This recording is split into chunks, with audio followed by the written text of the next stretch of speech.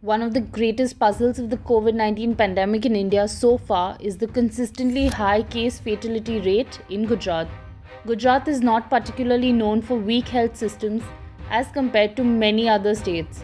However, the state has had a case fatality rate (CFR) of 4.09% from the beginning of the pandemic, except for a brief spell initially when West Bengal was at the top. Although the fatality rate in the rest of the country seems to be steadily improving, Gujarat has been consistent with its numbers. The national average stands at 2.23% and Gujarat still stands at 4.09%.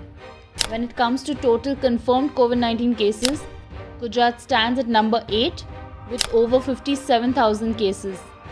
But with over 2,300 confirmed fatalities, the state is followed by Maharashtra, Delhi and Tamil Nadu, each of which have at least 2.5 times more confirmed cases than Gujarat when it comes to recorded deaths.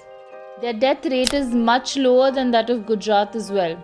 Maharashtra's stands at 3.6% and Tamil Nadu stands at 1.6% only. The reasons being attributed to the high proportion of deaths in Gujarat include late detection of cases, low testing rate and high burden of non-communicable diseases. But even the government in the state and the centre seem to be struggling to find a definitive answer.